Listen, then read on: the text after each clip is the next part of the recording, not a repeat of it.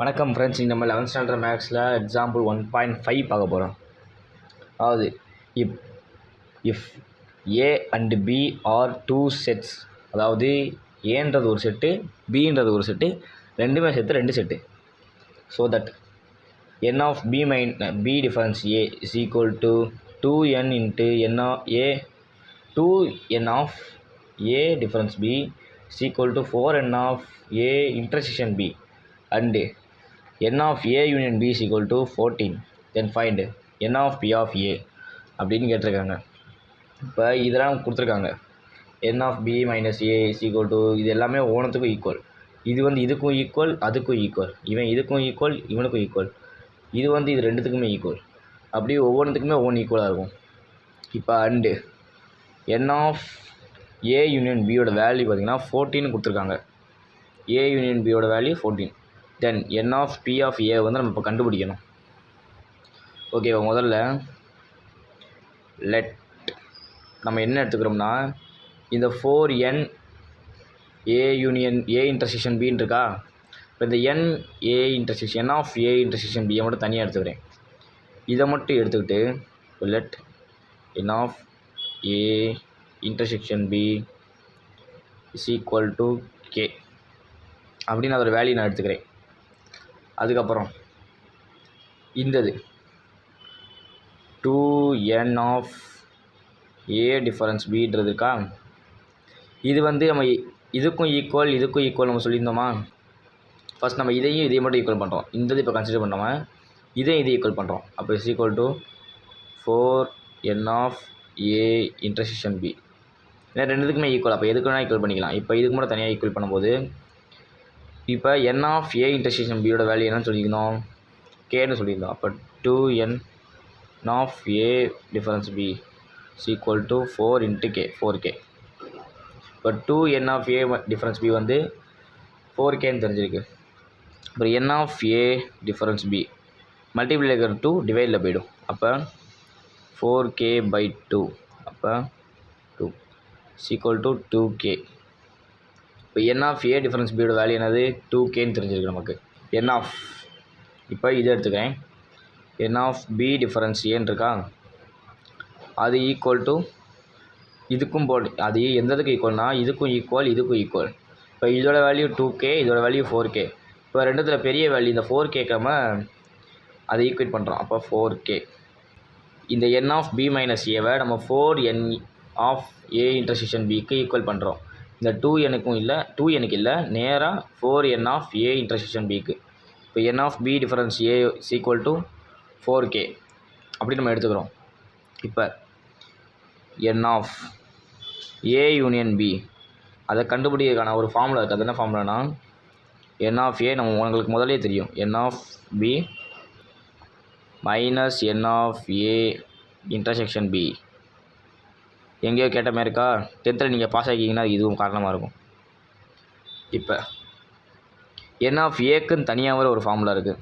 இப்போ n of A is equal to n of A difference B plus n of A intersection B. அதே மாதிரி n of பிக்கும் n of B difference A plus n of A intersection B. n of A இருக்கிற இடத்துல இந்த வேல்யூவும் n of B இருக்கிற இடத்துல இந்த வேல்யூ சப்ஸ்டியூட் பண்ண போகிறோம். அப்போ n of A union B is equal to, இதை சப்ஸ்டியூட் பண்ணோம்னா n of A difference B plus n of A intersection B plus n of B difference A plus n of A intersection B. அப்புறம் கடைசியாக இங்கே minus n of A intersection பியை தூக்கி எழுதுகிறோம், n of A intersection B. இப்போ இங்கே plus n of A intersection பியும் minus n of A intersection பியும் கேன்சல் ஆகிடும். இப்போ நமக்கு மிச்சம் இருக்கிறதுலாம் என்னென்னு பார்த்தீங்கன்னா, n of A union B is equal to n of A difference B plus n of A intersection B plus n of B difference A. இப்போ இதில் இருக்கிற ஒவ்வொருத்தோட வேல்யூவும் நமக்கு தெரியும். இப்போ ஒவ்வொரு வேல்யூ சப்ஸ்டியூட் பண்ண போகிறோம். அதாவது என் ஆஃப் ஏ யூனியன் பியோட வேல்யூ இங்கே கொடுத்துருப்பாங்க பொசிஷன்லேயே 14. அப்போ அது 14 தூக்கி இங்கே போடுறோம். அப்புறம் N of A difference B value நம்ம கண்டுபிடிச்சிருந்தோம் 2k போட்டுக்கிறோம். அப்புறம் N of A intersection B, அதாவது இவன் தான் முதல் நம்ம எடுத்தது கே, அந்த கேவை தூக்கி இங்கே போடுறோம். அடுத்தது என் ஆஃப் பி டிஃபரன்ஸ் ஏ, அது எங்கே இருக்கான், இங்கே இருக்கான், அது 4k, அது இதுக்கு இங்கே போட்டுறோம். இப்போ இதெல்லாம் ஆட் பண்ணணும். 2k + 4k 6k + k 7k. அப்போ 14 = 7k. அப்போ k = 14/7 மல்டிப்ளைல இருக்கிற டிவைடில் போயிடும். அப்போ கேன்சல் பண்ணோம்னா 2 கிடைக்கும். k = 2. இப்போ கேவோட வேல்யூ மட்டும் தான் கண்டுபிடிச்சிருக்கோம். இப்போ இதை வச்சு என் ஆஃப் ஏவை ஏன்ற செட்டை என் ஆஃப் ஏ கண்டுபிடிச்சி அந்த என் ஆஃப் ஏ கண்டுபிடிக்க போகிறோம்.